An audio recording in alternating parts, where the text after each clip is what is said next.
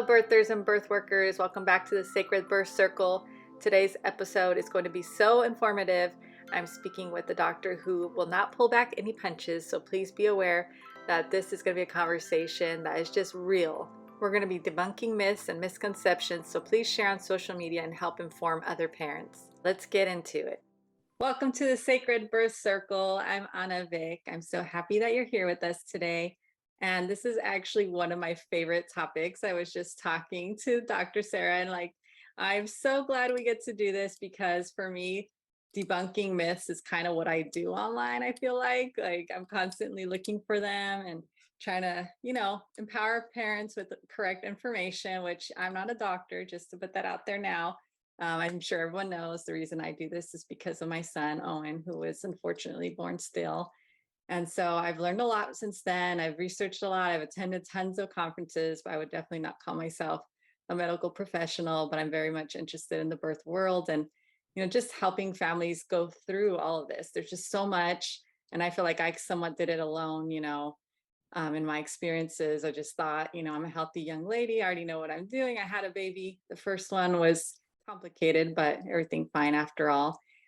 So, I've learned a lot in this process. So I just want to bring on experts here, and I find them from all walks. Like obviously this one today is somebody who's on the medical side, the doctor side, but we also talk to midwives and doulas and all kinds of birth workers who really do support women in birthing. So first and foremost, just let my guest here introduce herself before I talk more.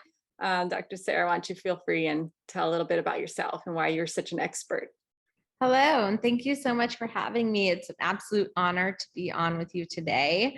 I love your platform. I love what you're doing. Your education is like unmatched and awesome, and it's such a great resource for patients and birthing people and women to have.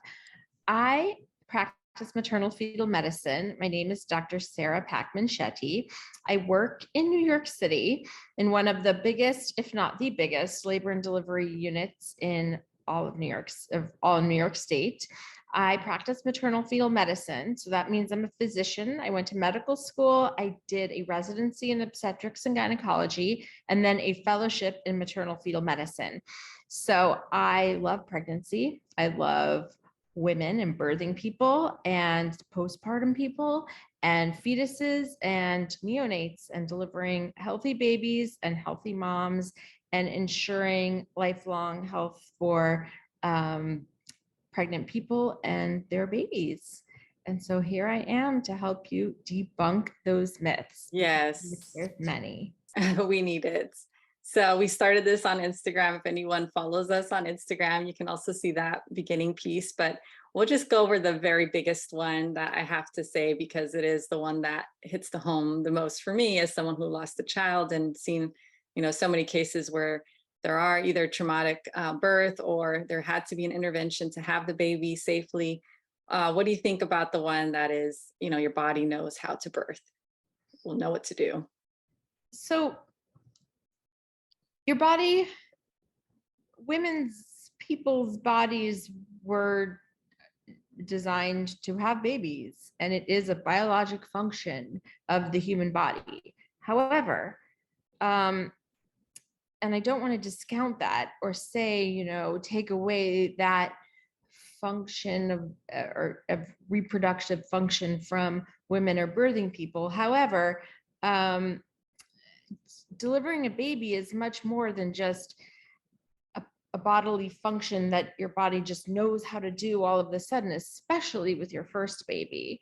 And it can be complicated, and there's things that can come up, especially in the antepartum period or the time when the baby's developing and during the labor process, that require intervention if you want a safe, happy, healthy outcome.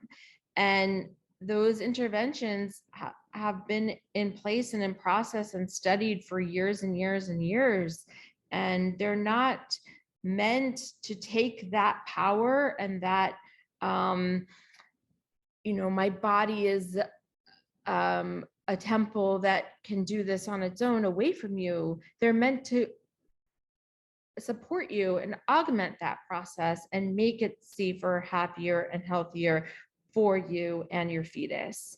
So I honor women and I honor birthing people and their quest for being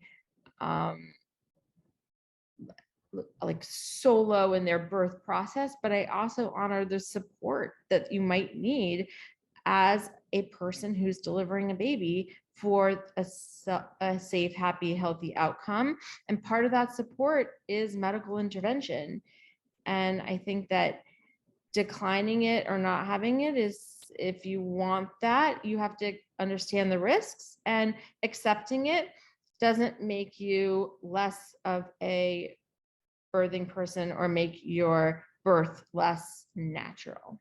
Yeah, that's something I post a lot about, the birth is birth hashtag, because I had C-sections. I had to all 3 times, and it was to make my children arrive in the only way they could, And so I think it's sad because in a way it's shaming of those women who had to have the interventions.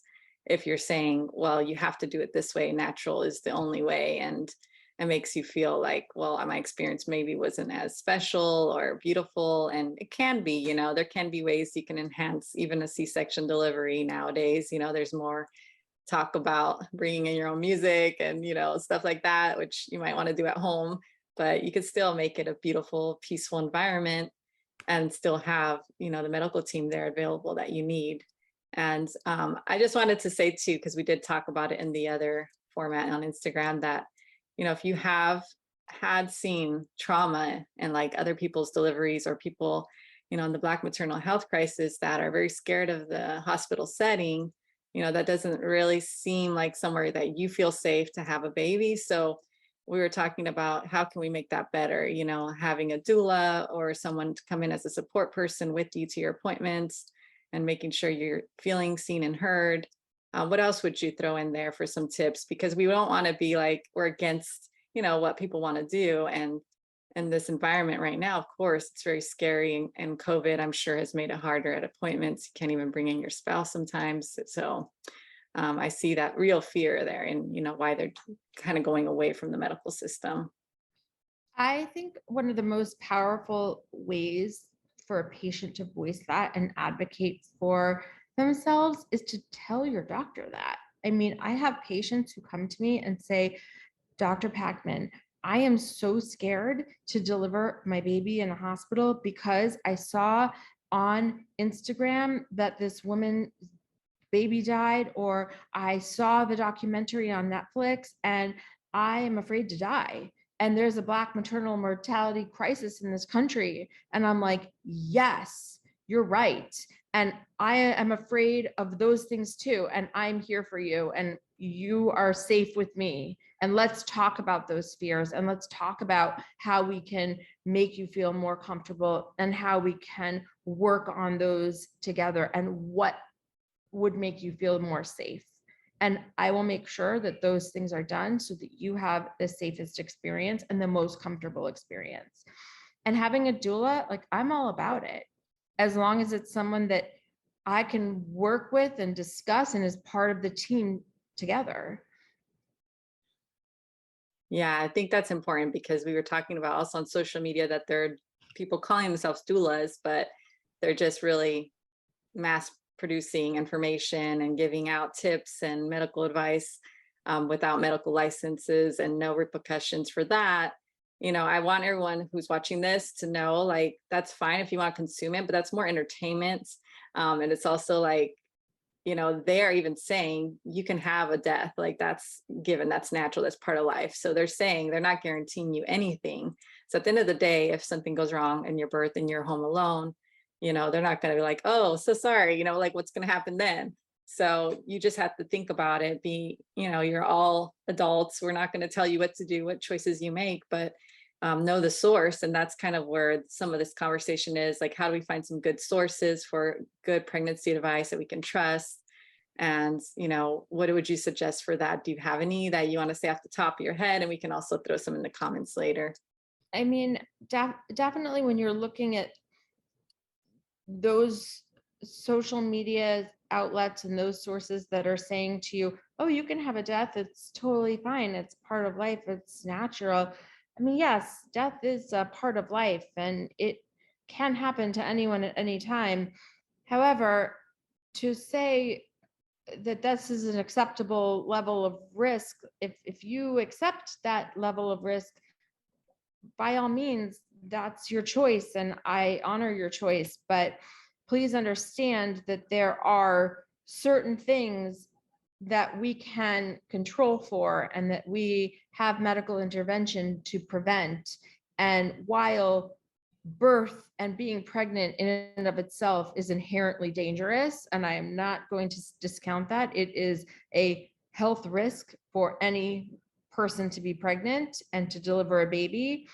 And it is always safer to not be pregnant and not deliver a baby than to be pregnant or deliver a baby. But that's why we have things like blood transfusions and GBS swabs and C-sections and IVs and fetal monitoring tracings, because while they're not perfect, they do help us in some ways control for some of those risks. I just caution you, when you see those sources, to really vet your sources and look. If somebody's selling something, you have to think about what their motive is. Everybody has an agenda, and if their agenda is to make money off of your vulnerability, please keep that in mind. Please check their credentials. If somebody is a physician or a nurse or has experience in the field, that is a very good thing to know and a bonus. If somebody is able to cite their sources, that's important. If somebody is selling you a class that is not really evidence-based and they're not giving you sources for the material, that's something to be cautious about. Other tips for things to look for. There's so many like national and international foundations and societies, the ACOG, the Society for Maternal Fetal Medicine, ISHWAG. There's so many communities in medicine that we have today. And if you're backed up by one of those, or if you have members on advisory boards who are also on members of those groups, that's very helpful and reassuring that those people are coming forward with evidence-based information. I know on the ACOG website, there's lots of patient handouts, same for the Society for Maternal Fetal Medicine, and it's definitely vetted information. And so it's good to keep in mind where the stuff is coming from, and ask, where are you getting your information? Mm-hmm. And I can definitely put it in the comments section, help you create a list of reliable sources of where to get information about pregnancy and the birthing process. Yeah, I think what you said about the parent being vulnerable, it's not the time for you to go through and try to educate yourself as far as like how birth is and all this stuff when you're full on pregnant. Like maybe you can start that sooner if you want to delve that deep into it, but you should find a provider that you really do trust, because this person has gone through the education already many years and lots of births and seen a lot of things, you know. So for somebody who's like, you know, I want all the information, great, you know, go ahead and read all that, and that could help you. Like for me, it has helped me in my second son's birth. I had to figure out and fight for myself a little bit, and like, oh, I had, you know, some symptoms and they were kind of getting overlooked, and so I kept saying, you know, no, I still think I have an infection, and I was kind of Googling things. And you know, I think it did help me in the sense that I kept bringing it up. And then my doctors finally found, you know, it was a GBS infection, and I got treatment and everything was fine. But I think, you know, that is helpful, because sometimes we do have to actually know the words to say, either, you know, like how to express ourselves, like, this is what I'm feeling right now. And every symptom can have, you know, different things that come from it. But like certain words, like if you said, like, I'm feeling very faint, that's what happened actually with my loss situation. And at that time, I didn't think anything of it. I just thought, well, maybe I was just faint. Like I had another challenge, just tired. And that's kind of what they were saying too. But had I known more, maybe I would have been like, oh, there must be something going on with the way the blood's flowing between us here. And can we do something else? You know, and I didn't push for anything else because I didn't know. So I think awareness and knowledge is helpful for you to advocate, but you shouldn't try to like self-diagnose completely, and treat yourself completely on your own. Yeah, and definitely I always tell my patients this: don't feel like you're being annoying. I would rather you call me in 2 a.m. and tell me you feel faint or you don't know what's wrong, but you feel like something's wrong with your body, than to turn to Dr. Google, because it's just not the right time or place. And when you're vulnerable and pregnant and you're not sure, anything can sound like the right thing. And it's super dangerous to just be like, oh, okay, maybe it's fine. Or, oh, I read this and this person on social media said that I don't need to do that. Well, please call your trusted doctor. And if you don't trust your doctor, you need a new one, please. Right. And I'll say that like a lot of parents who've had a stillbirth said that they didn't really like their doctor, like they didn't have that communication and they didn't feel listened to. And there were symptoms that they might have said, or like the kicking of the baby, change and things like that, and they weren't being heard. So it is important for you to feel like this person you're working with from day one is someone that you will trust all the way through. And, a lot of times we go into pregnancies like, oh, I just got pregnant. Well, let me go to the person I get my pap smear from. Like, we don't really have it set up.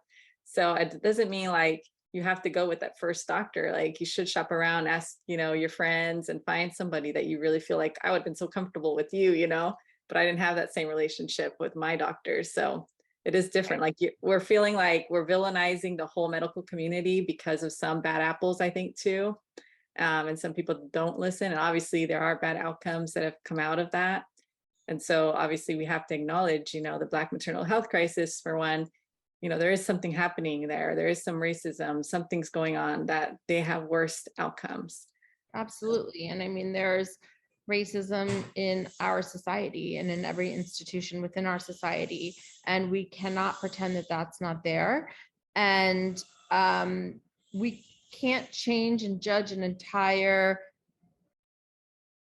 system because of a few people within it, or even half of people within it. It's the same as any other organized systems. And if you don't feel comfortable with your doctor, if you don't feel comfortable with his or her partners, also, I think another thing we have to remember is doctors are human and they can only do so much and they can only be there so much. Like, I don't live in the hospital. This is actually my house. And I try to be there for my patients as much as I can. But when I'm not, I know that my partners are awesome. And I give them sign out and discuss my patients and their care plan. And I try to have my patients meet all my partners during the course of their pregnancy. And I hope that my patients would feel comfortable with all of my partners. But if they don't, that's okay for them to go to a different group.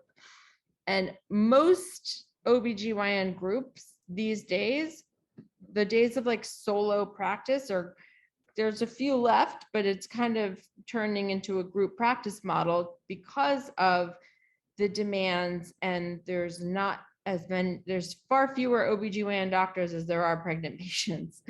So it's definitely something to ask about even at your first visit. How many doctors are in your group? Will I get to meet them all? Who is going to deliver my baby? How can I pick? If I can't pick, when will I know? What if this? What if that? So that you kind of are comfortable with the plan before it's 39 weeks and before you know it, someone that you don't know is delivering your baby and you're not comfortable with that. Yeah, that's true. And I mean, it's hard because one of the things about stillbirth is if you don't have consistency of care, there are things that can be missed. So that's why I feel like we do have to be a little bit more, on top of it than maybe we think we do. Because if you might see one doctor and then the next time you see a different one and you're like, well, I told the other guy that, so it's okay, it may not have gotten communicated to your other doctor. So that's kind of where I felt like I slipped through some of the cracks of the system, which, it's no one's fault. This way it has to be. Like you said, you have to have a life outside of being a doctor, and also, things come up for you. So there will be someone else possibly delivering. But for the actual care part of it, is it like, you have to bounce around, or is that just a choice? Because that's what I was always curious about. I'm like, did I make a mistake there? Like, should I have seen, just one doctor the whole way through? Or are you pretty confident with the way it's done? That you're passing along the info, it's all kind of written down. So, first of all, you did nothing wrong. Please, no chance you did anything wrong.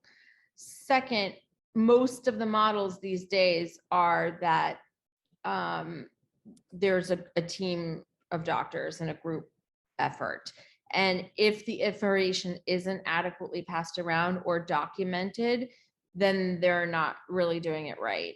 And you should, if you don't feel like the doctor who's stepping in and seeing you that day understands your case, ask and say, did you know that last time I had this complaint because I'm still having it, or had this symptom because I'm still having it?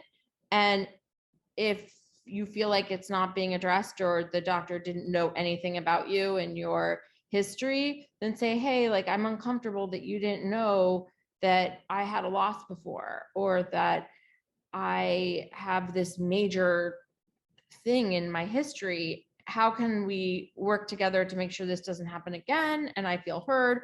Or can I have a referral to a different practice? And that's okay. Like, I even had trouble as a doctor because I chose a different doctor to deliver my baby than the person I normally get my pap smears from. Not because I don't love that person, but because I wanted to deliver in a different setting. And it was like almost anxiety provoking for me, because I was like, oh gosh, like, is that doctor going to be mad at me? Because she's also my friend. Well, no, she wasn't mad at me in the end. That's ridiculous. It's okay to get a second opinion, and it's okay to ask for a referral out, and it's okay to ask your friends who they liked and to make another appointment. Right. And then what you just said, I want to ask, because someone asked in the chat, how have you changed as a doctor having your baby now that you're a mother, and you've gone through a birth yourself, which it's always different when you're on the other side having this experience. Has it changed anything of how you're providing care? It's such a good question. And I will say that it changed me more than I realized that it would. I'm a totally different doctor now in so many different ways. I empathize with people differently. There's a lot of things that people will say, oh, this hurts and that hurts. And before I'd be like, oh no, like, we need to do this. And this is, now I'm like, yeah, that's just, you wait, it's gonna hurt worse. And then there's other things, like, I will never tell a pregnant patient to eat 6 small meals to cure their hyperemesis ever again. That's just egregious. No, like, it's way worse than that. And I'm sorry for every pregnant person who ever asked me, and that was my answer, because no. And there's just so many things that I'm more empathetic about and understanding for, and I like live and learn. Like, I know the process, and now I know the vulnerability, and it was very eye-opening for sure.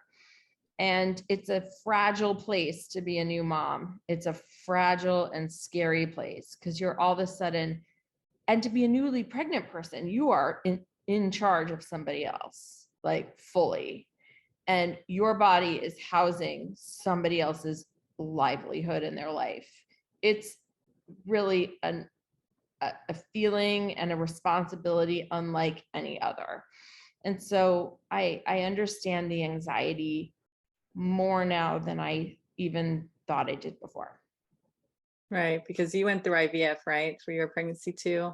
For 3 years. Oh my goodness. So, I mean, even that journey, I'm sure, has made you relate to so many women, like, on another level, Yeah, it was really real. Like, there were times when I was like, I can't do this anymore. Like, this is too much and too draining and just so intense, and so just the disappointment and like sucker punch to the gut so many times, and the bad news so many times. mean, it's all worth it in the end. My son is like the best thing ever. But to get there was whoa. And understanding the vulnerabilities and understanding the feelings even more personally now, I think has improved the way I can relate to pregnant people. And I think I did pretty well before. So I hope it's only made me better. Mm-hmm.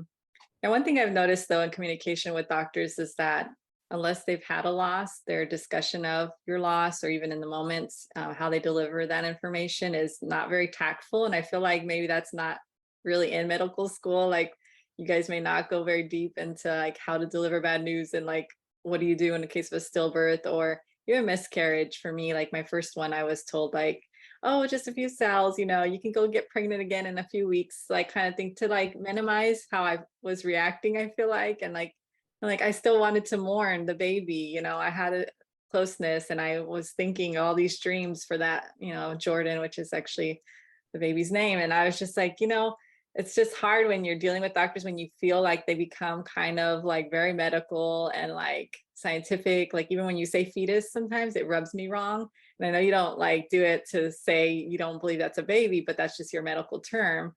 So it's just that kind of discussion. I feel like it's important for us to have because sometimes you're like, that's probably why doctors get this bad rap of like the white coat and they come in and they want to do everything medically. And, you're like, well, what about my feelings? What about my baby? What about my experience? Even like, I want a beautiful experience. And, some people think doctors just want to get it done, It's definitely true. In medical school, we have, at least in my medical school, we had delivering bad news like simulations, but most of them were around delivering bad news, like diagnoses, like you have cancer or you have, I don't know, Lou Gehrig's disease or something like this. I don't recall you have had a miscarriage or you have a intrauterine demise or something like this. So it's definitely a different level conversation that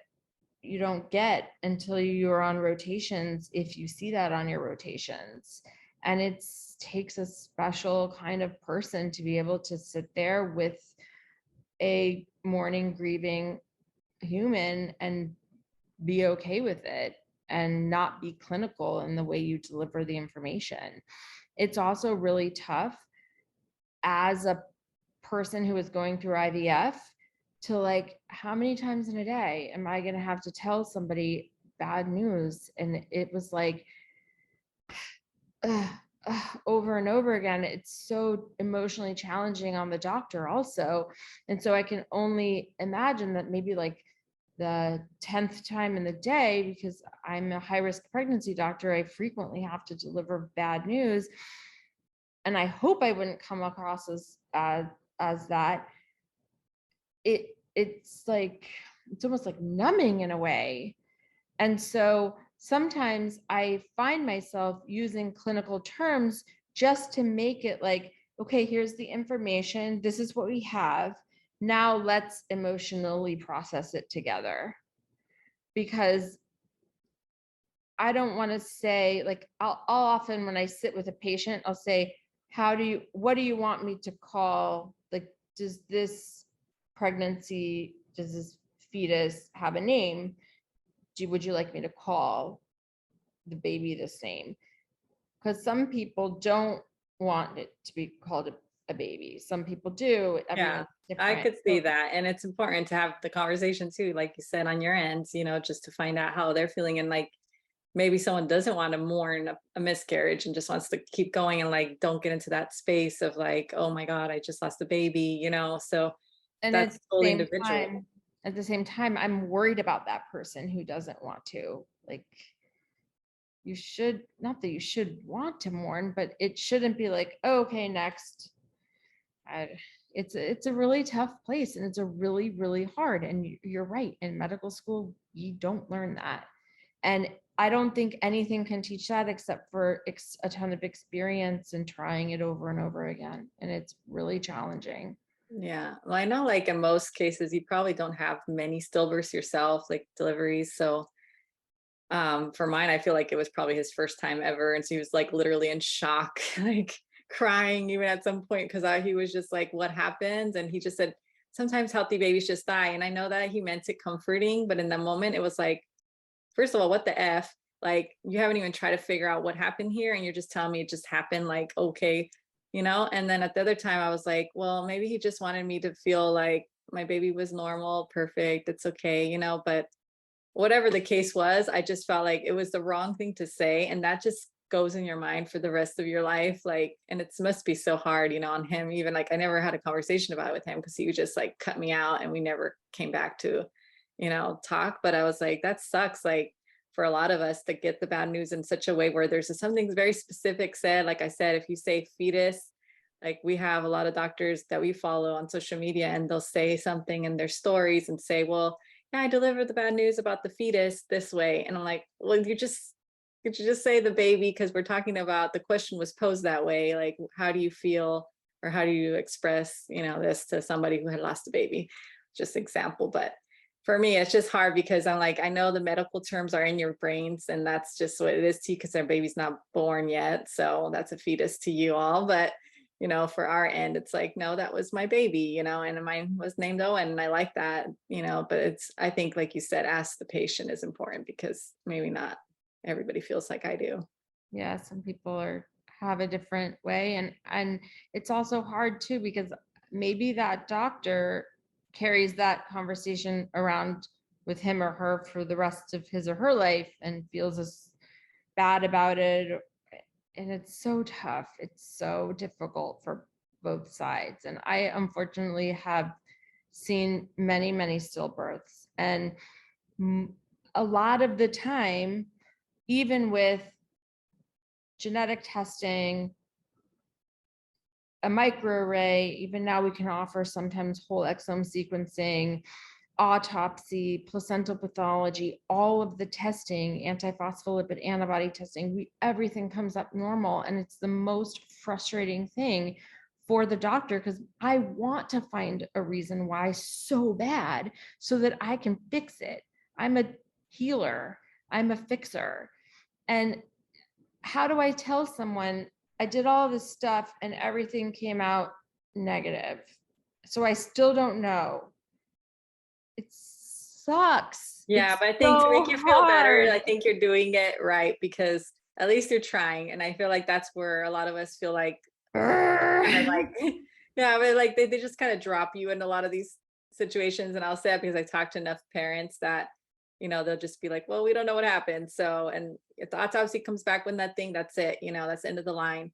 And that doesn't feel good. You want to know that they did every possible test. They kind of tried, you know, everything they could, even if it comes back in the end, like you said. But I think none of us really feel that way. And it's really tough to be in our shoes. And then the like bucket, blanket, whatever you want to call it, reason is a cord accident. Like, Yeah, I know ACOG doesn't really allow that to be unless it's like exclusionary, like they did everything else and there was the cord, and that's what we're going to say now. But right. I do know a lot of cord accident. I'll do that because I always do that. I don't think it's accidental. Sorry. I just feel like we don't pay enough attention to cords.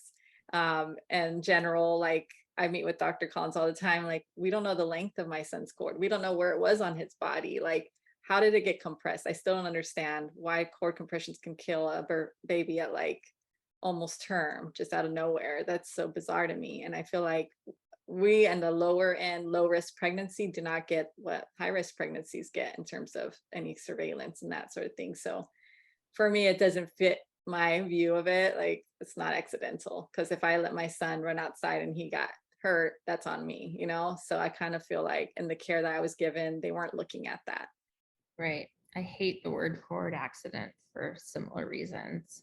Yeah. So actually, there's a good question here. So regarding bad experience, if you had a doctor who you didn't have a good experience with, what's the best way to give them feedback so that they don't get defensive and they want to get, you know, take it from you? Because I feel like there are closed doors, like after you have the baby, that's it. And they don't really offer a follow-up, like even just your 1 6-week appointment is very little bit to come back and check I on the think mother. I think to write a letter maybe. Also, I think it's therapeutic for you to get your thoughts down on paper. It's also like, I don't know about other people, but I always have an easier time when I can think about what I want to say, process it, and put it down on paper versus speaking and getting caught up in like the emotions of the moment. I'll always say something I don't mean. When I can process, put it down, give it the time it deserves, no one's talking back to me or having a comeback. And then you give it to them. They can do what they want with it, think what they want about it. You know that you got your point across, and maybe that there's no follow-up, and maybe there is. But I think that blasting them on social media or Google or review is not helpful to anyone. It doesn't help you feel better. It doesn't help them get better. It doesn't help a future patient not have an outcome that's unfortunate.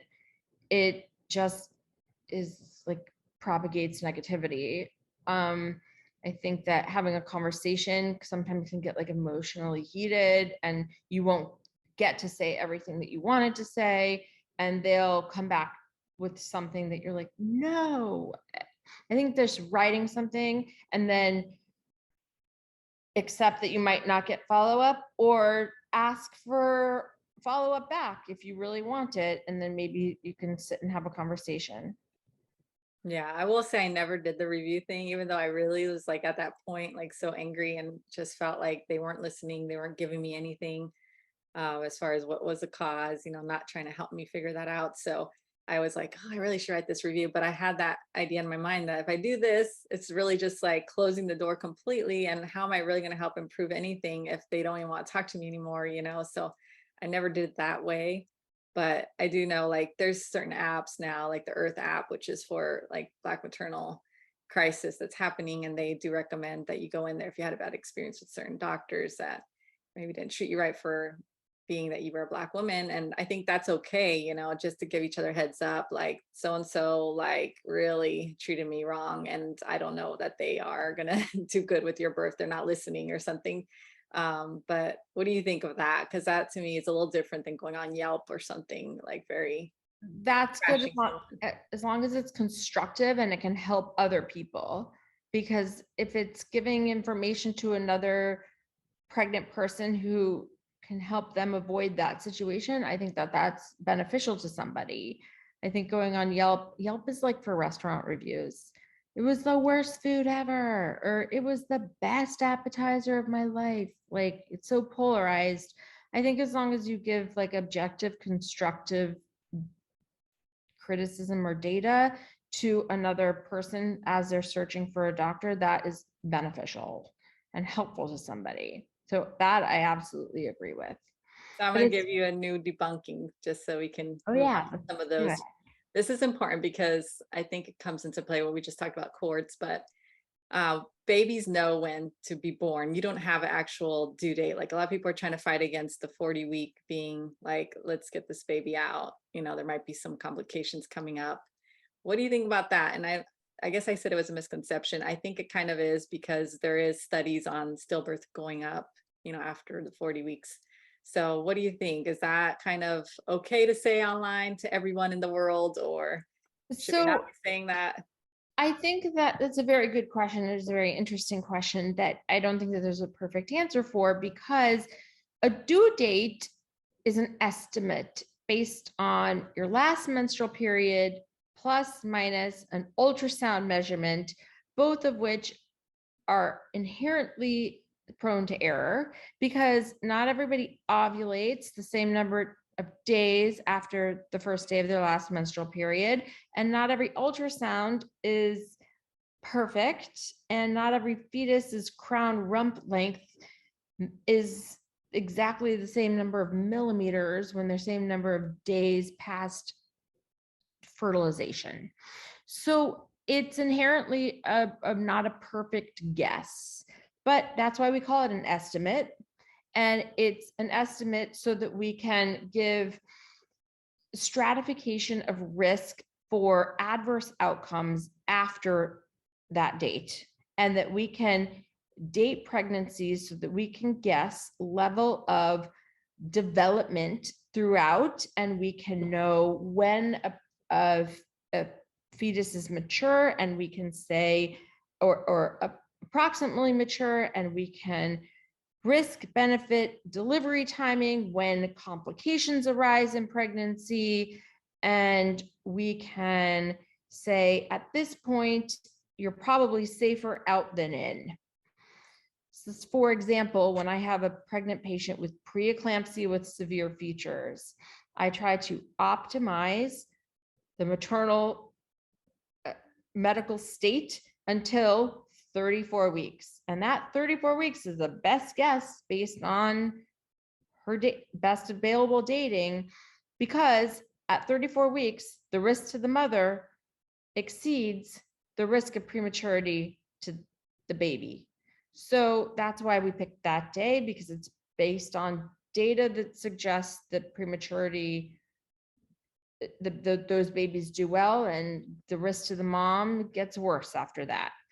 After 40 or 41 weeks, depending on things like body mass index, maternal age, preeclampsia, gestational hypertension, there's all sorts of twins, all sorts of reasons why you might need to be delivered at a certain time, diabetes, the risk, including risk of stillbirth, and that's always the risk that's at the top of our head and the reason why we deliver at a certain time, it is in excess. And yes, labor happens because of a very complex interaction of fetal hormones and a fetal hormone change and maternal hormone milieu. But that doesn't mean that the fetus and knows that I'm living in a diabetic environment, and that is, glucose in a maternal bloodstream is toxic to a growing fetus.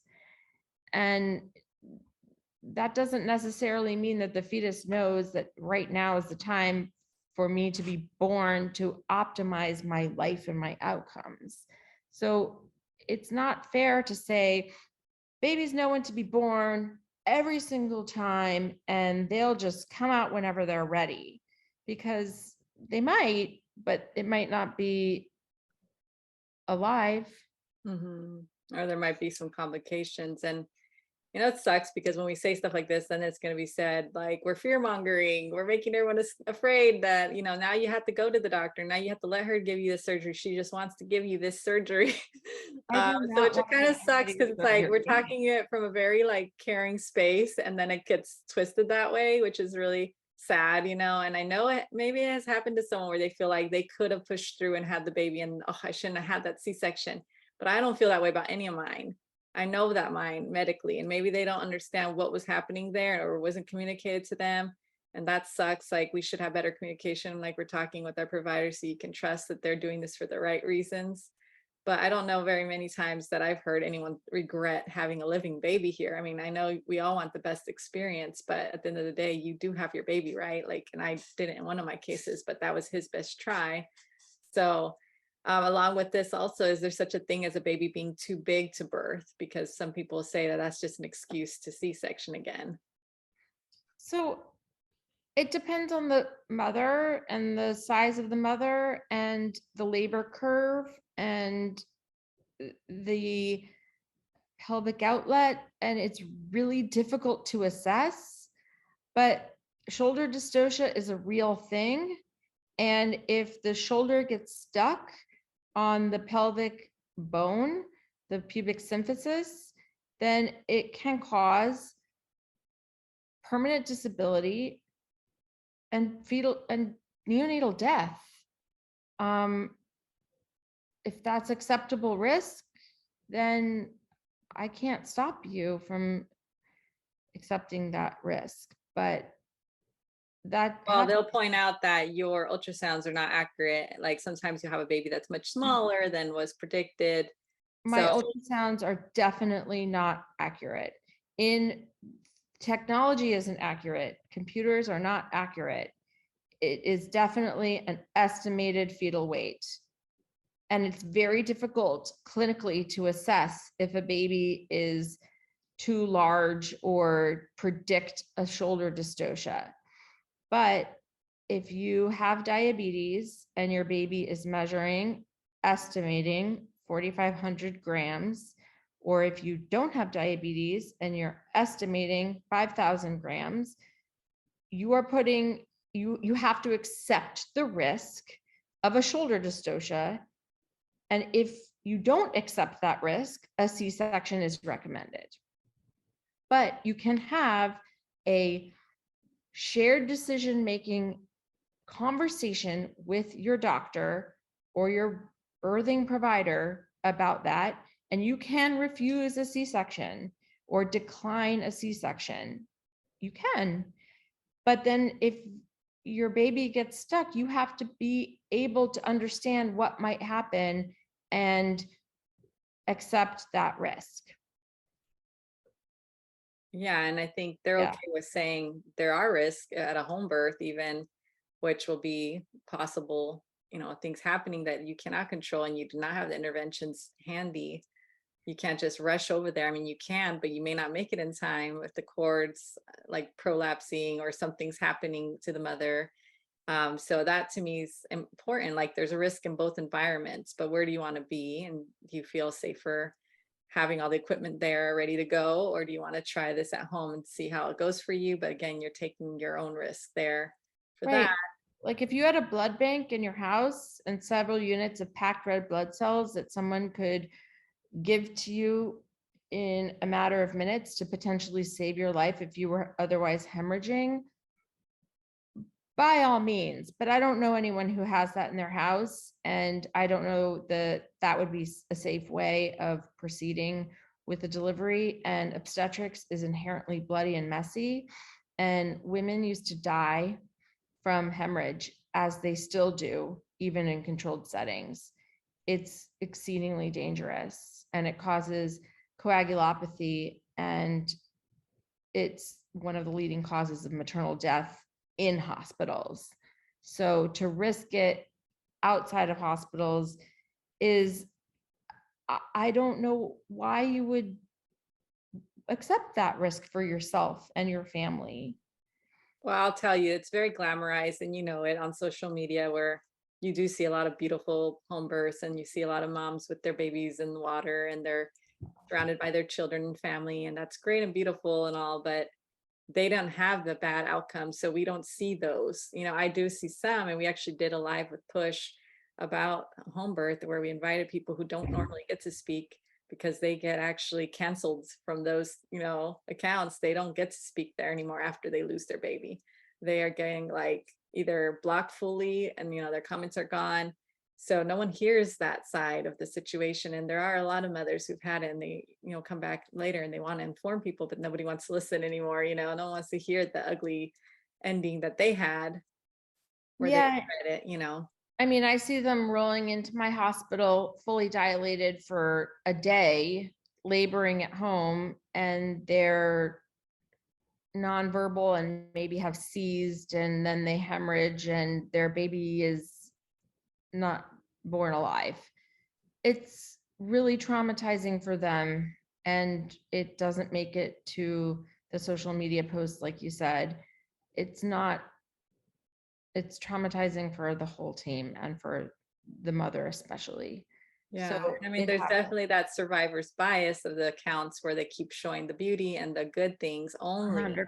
But then they want you guys to own up to facts. And when there are facts, I mean, there are a lot of maternal deaths right now. So we need to fix that, of course.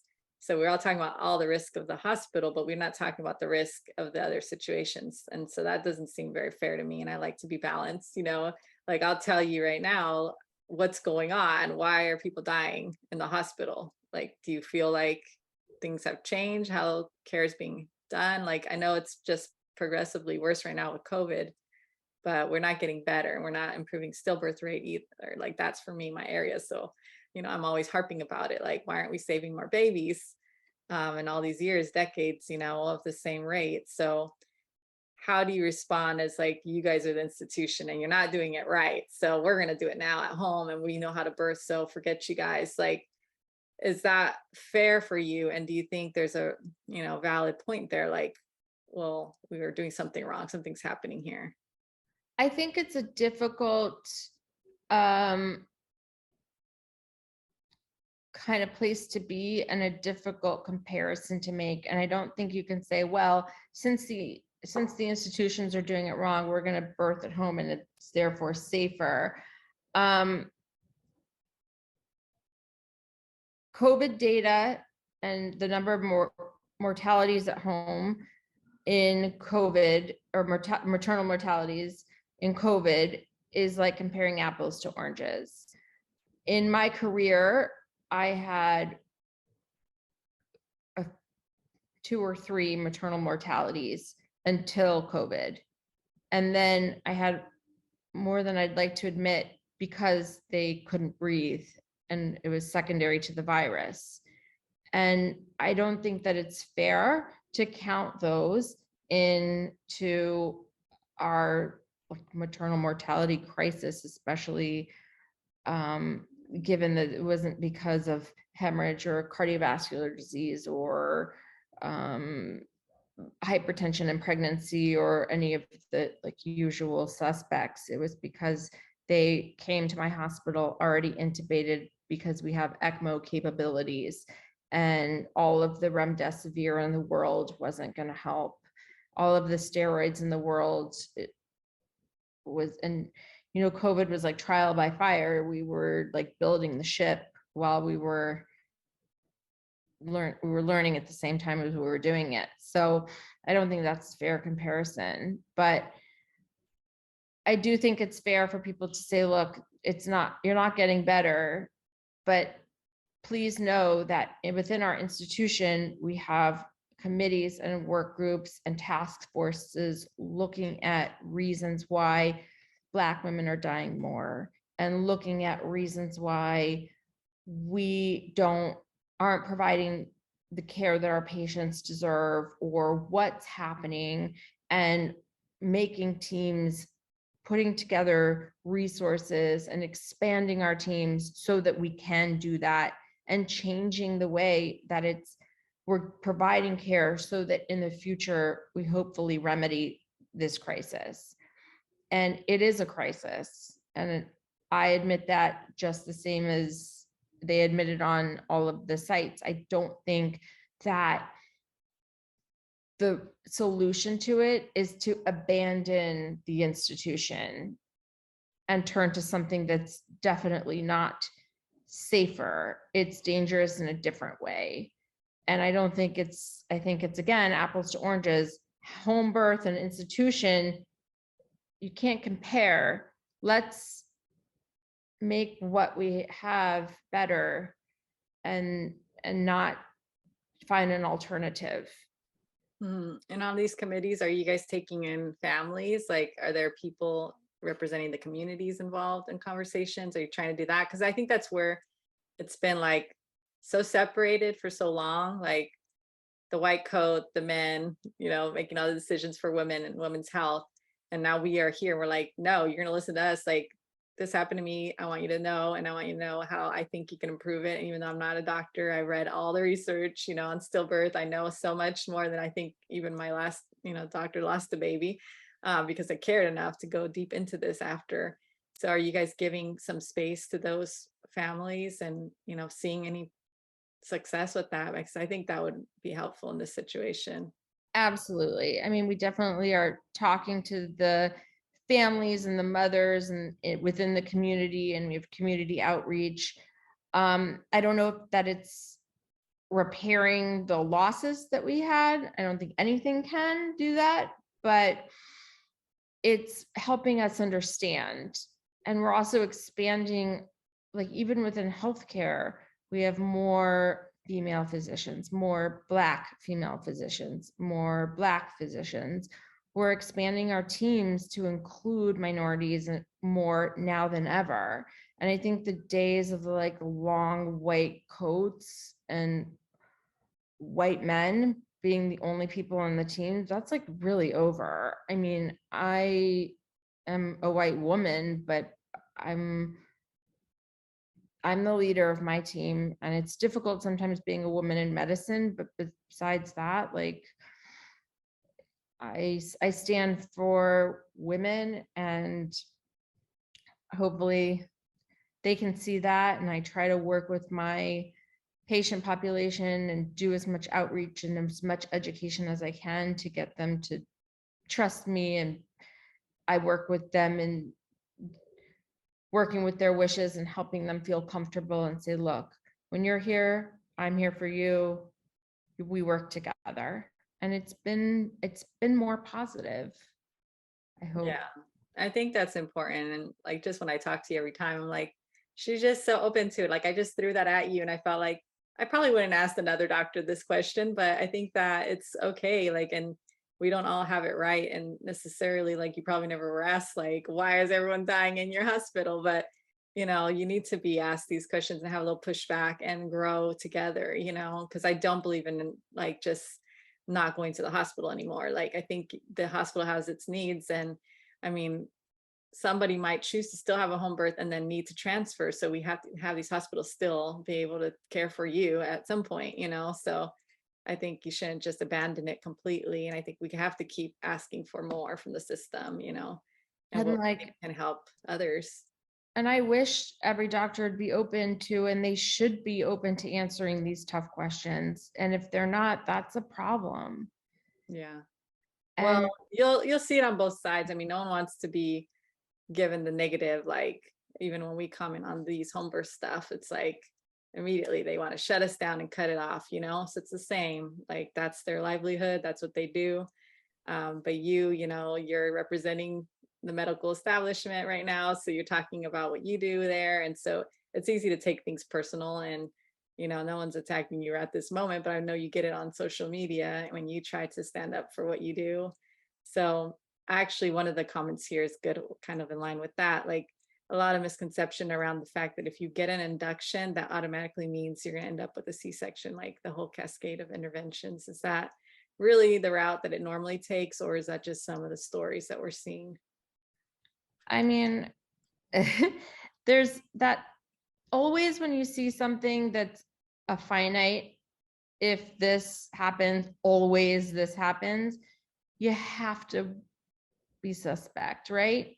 Not every person who's induced gets a C-section. Then we'd have like a 95% C-section rate like they have in Brazil. No, not every induction results in a C-section. That's the opposite of the purpose of induction. The purpose of induction Well, is that was heavily featured in the documentary about Ricky Lake's one, earlier on, about yeah, the yeah. cascade and things, Pitocin kind of being unnatural and making your body kind of freak out, and then go into this, like the baby's heart rate's now going down. Oh no, now we have to pull the baby with a C-section. It's like, oops, I did that, There's a lot of reels too about that right now. Like, I Yeah, don't know why that happened, but is it really, like, does it ever work properly? I'm just kind of curious, like, if you have Pitocin, can you have a natural birth? absolutely. Okay. Pitocin is oxytocin, is an analog of a natural hormone that's secreted by your anterior pituitary that's meant to increase the frequency and strength of contractions of the myometrium in your uterus to open your cervix and propel the baby out of your vagina. That's the purpose of Pitocin, which is oxytocin. And why do you make that call? Like, let's say, because I think people will kind of grab onto that and say, you don't trust the woman's body. You don't trust her to do this herself. You're not giving her enough time.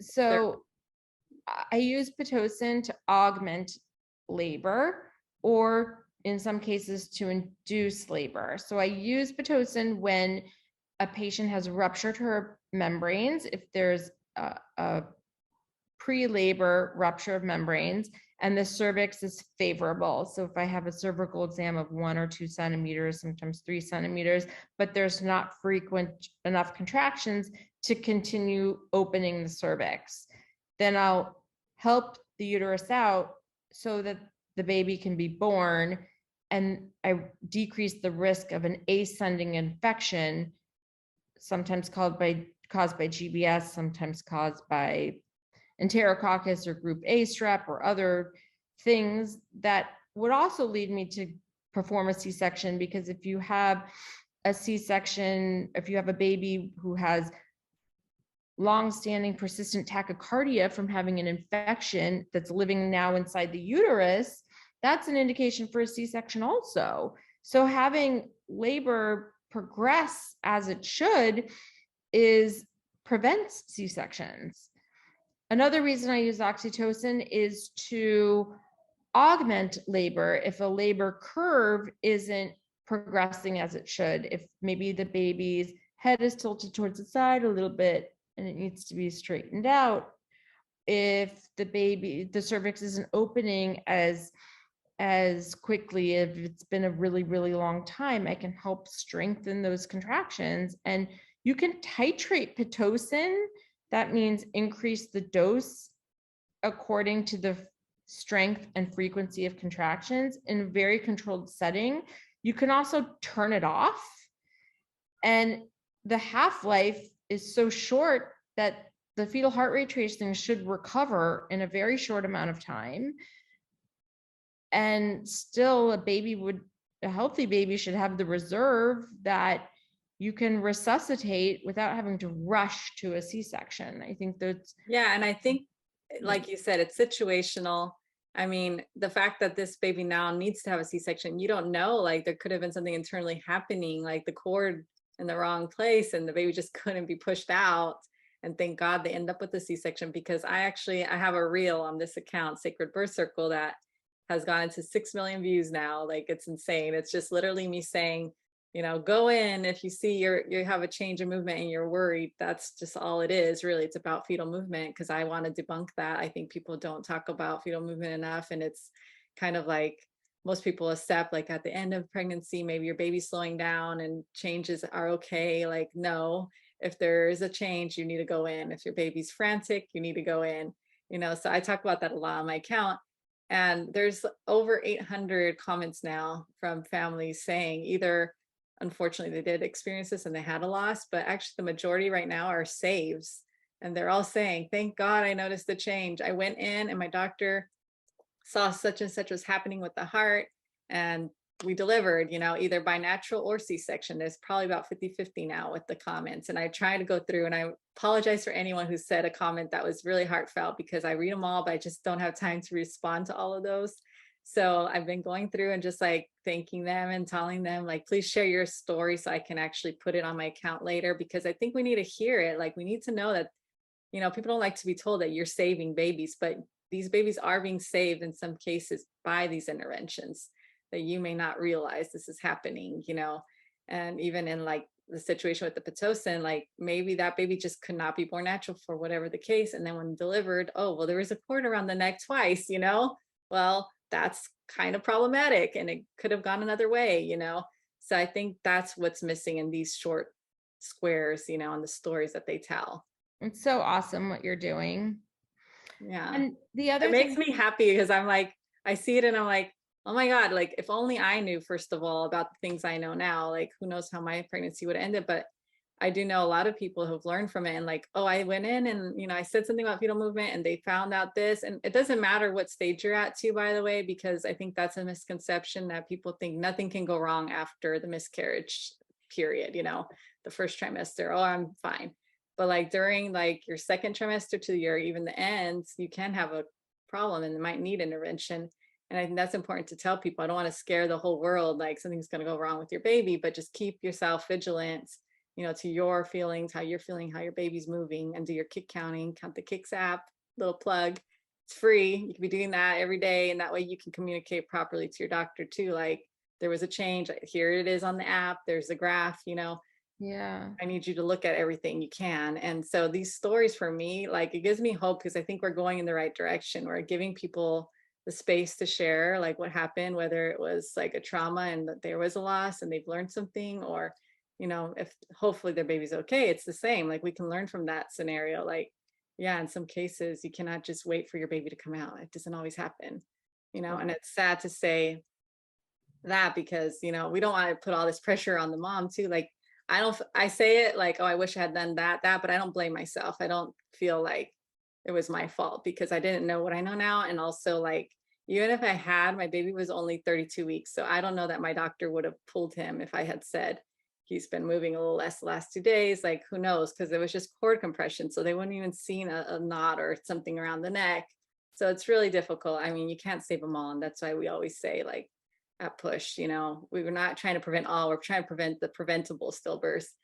There's some cases that just is going to happen. So, for anyone watching who's had a loss, I just want you to remember that, as much as we're fighting to save all these other babies, in some situations it's going to happen and it's sad. We always will remember our babies and, we're sharing information to empower you all, but I don't know. I feel like it can go the other way where you start to feel the guilt a little bit too much, like, why didn't I know that? And I still beat myself up about it, but at the end of the day, I know, like, there's nothing more I could have done in my case, but 100% not.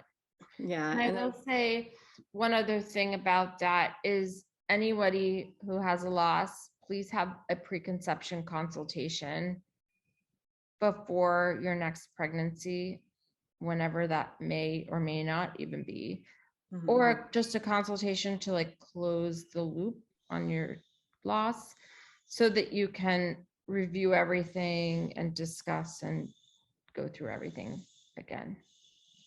yeah, I mean, there could definitely be reasons that things are happening. Like, we have so many recurrent miscarriages happening, and like Christina Perry right now, I'm not a name dropper, but she's fighting for changing this. Like, we should be testing for certain things. Like, I feel like I might have had a blood clotting disorder the whole time. Like, I had multiple losses and I ended up with cord compressions, but I never got tested for that.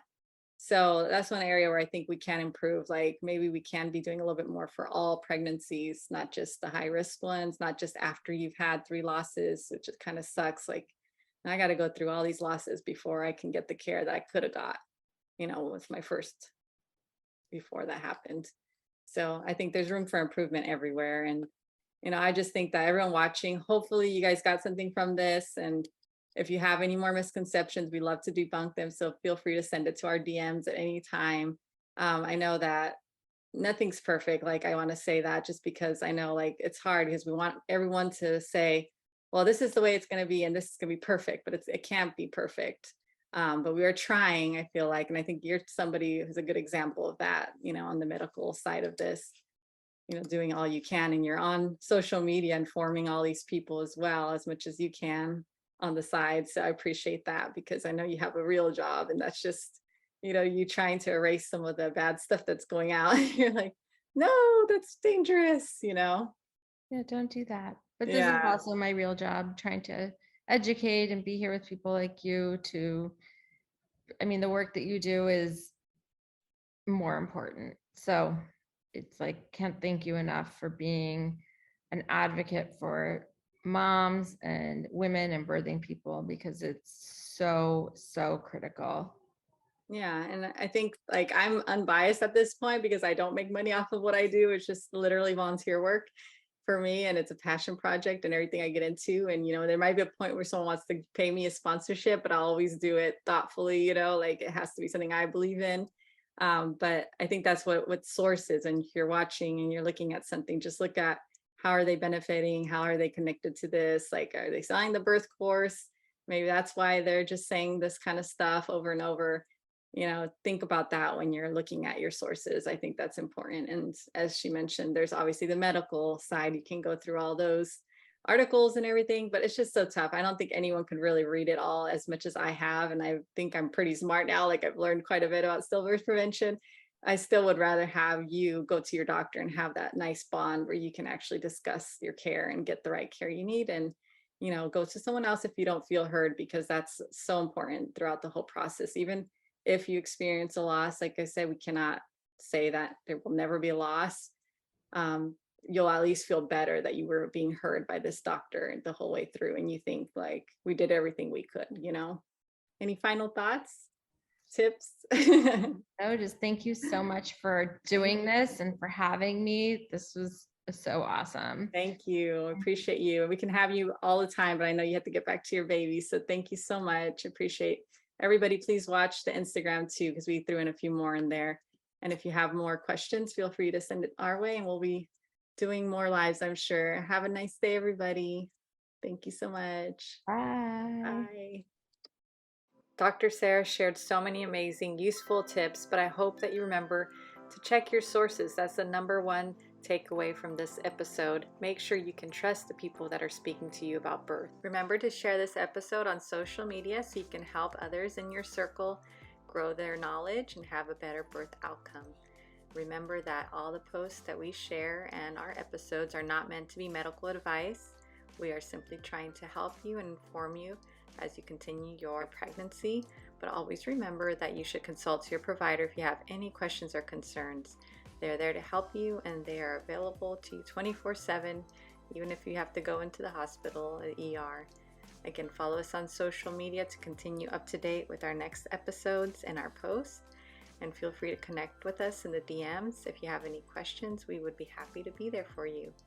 You are not alone. This is your community, and we hope that you will continue to watch our future and past episodes to continue to add to your knowledge as we interview birth workers, providers, researchers, and even people who have experienced different births, so that when you get to your birth, you'll be a little bit more informed and prepared for whatever comes your way. Goodbye for now.